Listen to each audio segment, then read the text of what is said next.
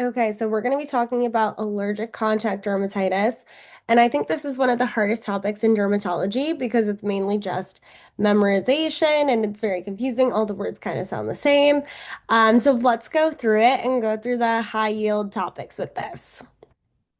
And then, if you haven't, also watch my irritant contact dermatitis video where we dive deeper into that. But just a quick review of irritant versus allergic. So, irritant is direct damage to the keratinocytes versus allergic is more immune mediated. So, irritant is not. And then irritant does not require prior sensitization versus allergic does. So you have to be exposed, develop like an immune response to it, and then when you're re-exposed, that's when you have contact dermatitis. And then remember that cross reaction is when two things are similar chemically, so that you react to both of them, versus a co-reaction is the two things are used together. Otherwise, an allergy in one would not normally result in an allergy to the other one. And we're going to talk about an example of that in this talk today. Okay, so what's the most common cause of allergic contact dermatitis in the United States? So this is poison ivy versus what's the most common cause worldwide? Nickel. Um, okay, now getting into some of the more specific ones. So, what is the allergen in this florist?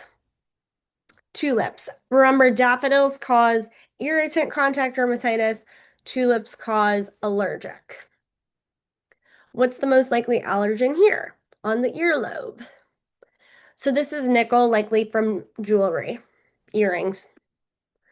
What are possible allergens here?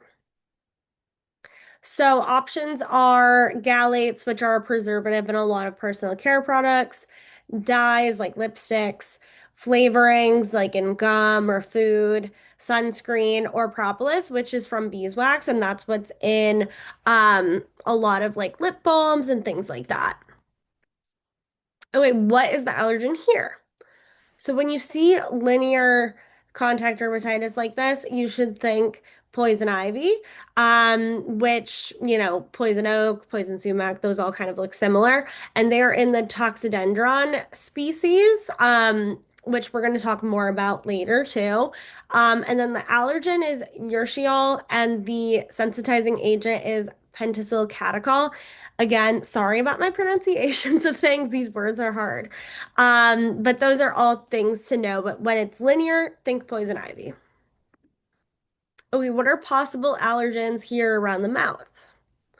So all sorts of things. So things in cosmetics, shellac in your nail polish, sunscreen, different foods and flavorings too.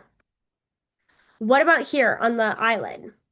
So eyelids are a common place for contact dermatitis because there's such thin skin there.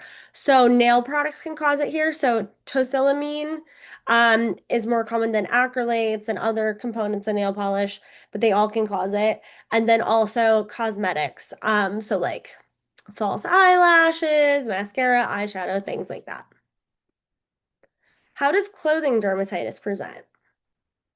So the important thing here is that where clothing fits tightly, that's where you have the rash, versus like your armpit or your skin folds where your clothing doesn't touch, it spares those areas. So classically they'll show it to you like all around your armpit, but sparing the actual axillary vault. What are common allergens in clothing dermatitis? So fabric finishers like formaldehyde and formaldehyde releasers, which we'll talk more about, and then dyes, and then rubber as well. So when you bleach underwear, it releases carbamate, which can cause allergic contact dermatitis. What's the most common allergen in cosmetic dermatitis? So fragrance is number one, and then preservatives. So fragrance mix, like a lot of times you don't know exactly what's in fragrance mix, but it can cause allergic contact dermatitis. And then balsam of Peru is usually in the mix as well. What's the most common allergens in perianal allergic contact dermatitis? So this is frequently lidocaine or preservatives. MCI and MI are preservatives that are frequently found in wet wipes that people are using, and that's a common culprit. So classic answer for Perianal is MI or MCI in wet wipes. Okay, what are possible allergens here on the dorsal toes and foot? So it could be a lot of different things, but it classically spares the toe webs and then the plantar surface as well. So it could be chromates and leather, it could be dyes, it could be rubber. Mercaptobenzothiol is one of the rubber ingredients, or it could be adhesives like colophony, PTBF, things like that. Okay, what allergens cause allergic contact dermatitis and ulcers? So, bacitracin, neomycin, and lanolin are common culprits. So, lanolin is derived from sheep from their wax wool, and this is in aquaphor and then also cross-reacts with eucerin. And then bacitracin and neomycin, these are two ingredients that are in neosporin. So, this is a good example of co-reaction, because they're frequently together, then you get an allergy to both of them even though if you had, each one separately, you might not be allergic to both.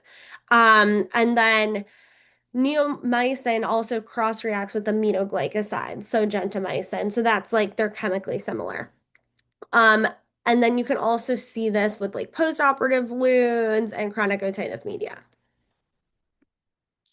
Okay, what are possible allergens here in the mouth?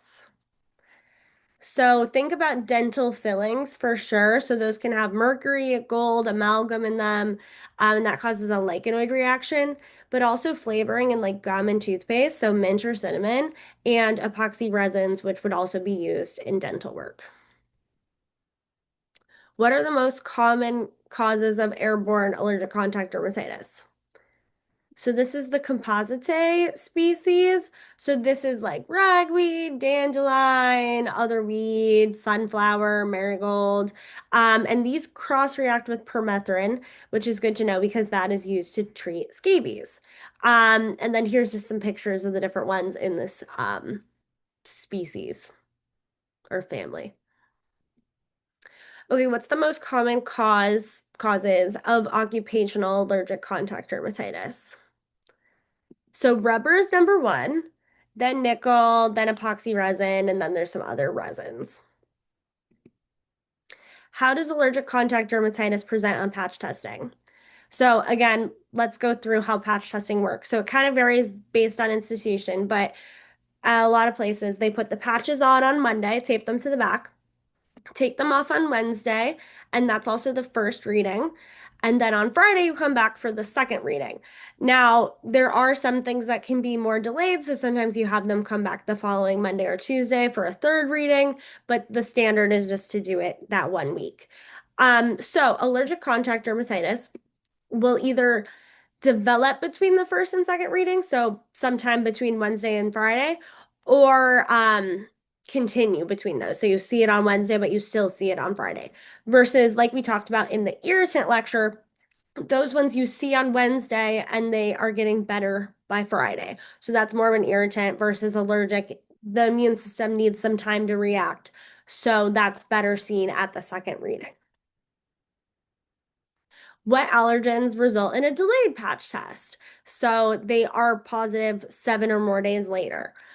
So common ones are gold, topical steroids, neomycin, palladium, PPD. What allergen causes black lacquer dermatitis? So this is the sap from the Toxidendron species. It turns black with oxidation in the stratum corneum. So remember, we talked about the Toxidendron species is like poison oak, poison sumac, poison ivy. What chemicals cross-react with the Toxidendron species? So Japanese lacquer tree, chestnut, mango, rind, ginkgo, Brazilian pepper tree, lots of different things.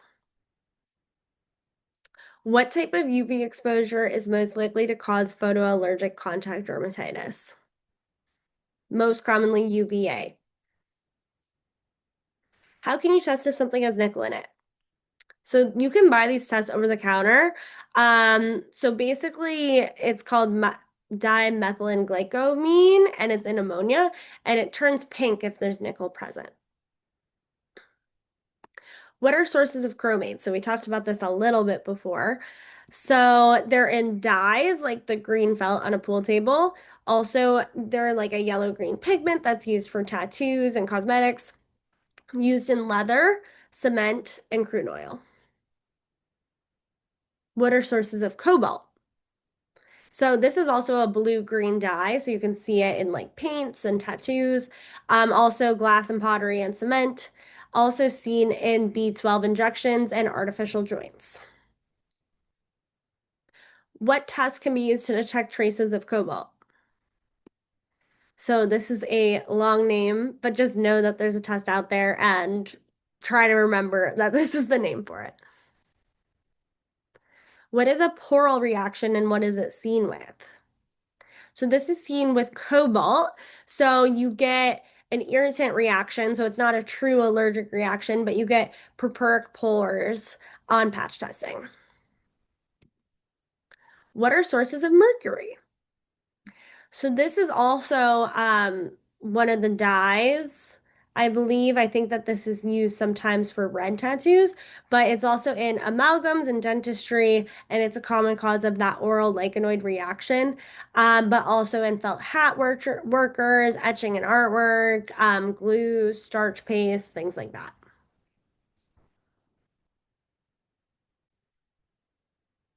Okay, what are common sources of gold? So this is frequently in jewelry, which can cause hand, facial, eyelid dermatitis. Eyelid is from like, touching a ring to your eyelid or like jewelry touching there. And then amalgams and fillings again, so dental work. What kinds of reactions are caused by latex? So is this truly allergic contact dermatitis or is it something else? So it's more likely to cause immunologic contact urticaria, which is a type 1 reaction. But it can also cause the type 4 delayed type hypersensitivity reaction that is allergic contact dermatitis.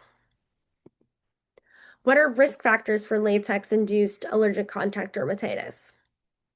So healthcare workers and also spina bifida patients. What allergens cross-react with latex? So this is the back passion mnemonic. So bananas, avocados, chestnut, kiwi, and passion fruit. What is the most common cause of glove dermatitis or glove allergy? So it's actually not latex. It's actually thiram. Um, and then this is the most common allergen in healthcare workers, and it cross-reacts with disulfiram. What is the most common cause of allergic shoe dermatitis? So most commonly mercaptobenzothiol. What about wetsuit dermatitis? So this is neoprene, which is also known as diacyl thioureas, and this can also cause an allergy to goggles because if you think about it, they're kind of made out of that same like rubbery kind of material or neoprene. Okay, what are sources of PPD? So I think the most common one that we think of is hair dye, but also in black henna, black rubber, photography and printer ink, and then darkly colored cosmetics. So think about things that are black for PPD. And then also it's important to note that natural henna is more of a red-brown dye that's naturally occurring and it does not commonly cause ACD. It's the black henna that can cause ACD. How does ACD present in rubber workers? So if you think about it, at work, a lot of times we're doing things with our hands. So it starts as an eczema of the hands and then goes to the wrists and the forearms and then eyelids and nose too, where the skin is thinner. And this is also seen in hairdressers and photographers. And then just a reminder, going back to what we said before, rubber is the most common cause of occupational ACD. What are sources of rosin like colophony, abetic acid? So I think the classic one here is like you see it on the chin from somebody holding their violin, but also in adhesives, painting, other musical instruments, chewing gum, things like that. What is P-tert butaphenyl formaldehyde resin, PTBP, used for? So we talked about this a little bit before. So it's used to glue things together like leather products. So you can see it in shoes, handbags, watches, and it can cause depigmentation. So PTBP, depigmentation. What are sources of epoxy resin? So this is frequently in plastic materials and PVC. It's also in insulation, paints, and glues, but it can only cause contact dermatitis when it's in its liquid state. What are cyanoacrylates used for?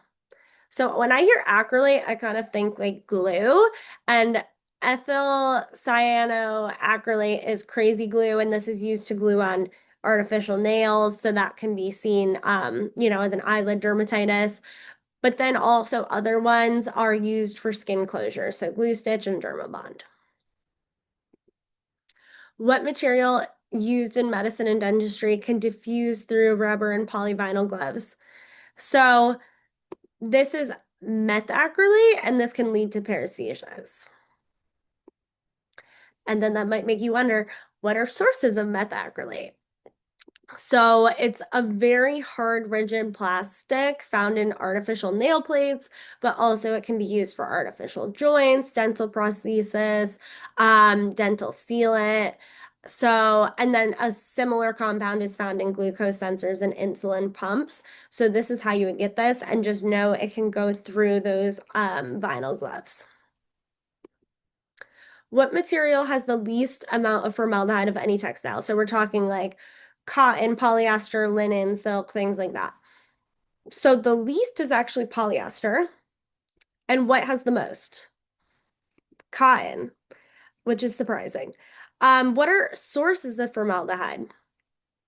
So it's in a lot of wrinkle-free clothing, medications, paints. It's involved in the embalming process, which those of us that have been to the cadaver lab know. And it's less often in cosmetics now. It used to be in a lot of different personal care products. But now they're doing formaldehyde releasers instead. So what allergens are formaldehyde releasing preservatives?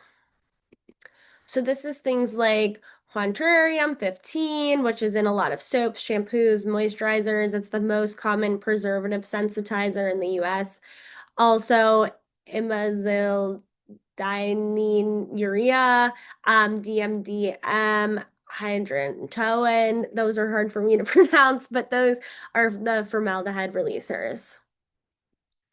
Okay, what chemicals cross-react with parabens? So this is the pasta mnemonic. So it's PABA, PPD, azodies, sulfonamides, thiazides, and then ester anesthetics. I know it's an A, and that might make you want to say amide, but it's actually the ester anesthetics. So if a patient has a positive patch test reading to thimerosal, what should they avoid? So actually nothing, because this patch testing is almost never relevant for this specific allergen. What are sources of this? So it's in vaccines, eye drop solutions, cosmetics, and nasal sprays, but apparently it doesn't really mean anything if you have a positive patch test rating for this. What can it cross-react with? Piroxicam and mercury. What are sources of propylene glycol? So propylene glycol is unfortunately in almost everything. So it's in many creams and lotions. It's in like lubricant gel, antifreeze, brake fluid, a lot of food dyes and flavorings. It's in like the gel that you use for like EKGs and ultrasounds, I think. So lots of different like cream gel type products. What are sources of coca midopropyl betaine? Betaine. So this is in a lot of shampoos and soaps. It's a surfactant, and it's derived from coconut oil. So the coca at the beginning, coconut oil. What are sources of ethylene and a diamine? So this is in a lot of topical steroids and antifungal creams like Mycolog. Mycolog. What cross reacts with this? So aminophylline and hydroxyzine, and you can get a systemic allergic contact dermatitis if you're allergic to this specific allergen and then receive aminophylline. What chemicals are used for perms? So this is ammonium thioglycolate for the at-home perms versus glycosyryl monothioglycolate for like if you do it at a salon. So the at-home one is more likely to cause irritant versus the salon one is more likely to cause allergic, and it can even penetrate through rubber and vinyl gloves. So hairdressers need to be very careful, and this is something that they may be reacting to. What chemicals are used in hair bleach? So this is ammonium persulfate, and this can cause contact urticaria or a generalized histamine reaction. What are sources of tosylamine formaldehyde resin? So we talked about this a little bit before. So this is in nail polishes, and it can cause eyelid, neck, and finger dermatitis. So eyelid is because, and neck is because the skin is so thin there, and you're constantly like touching those areas with your nail, even if you don't realize that you are. Okay, so are ester amide anesthetics more likely to cause allergic contact dermatitis? So it's esters. So if you think about that pasta mnemonic that we talked about, it's the esters that are more likely to cause allergies. So those are the ones with one I in the name, so like benzocaine, versus the amides are with two I's in the name, so like lidocaine, and those are less likely to have a true allergy. It's more likely to be an allergy to a preservative in it. And check out my video about anesthetics and dermatology for more information about that.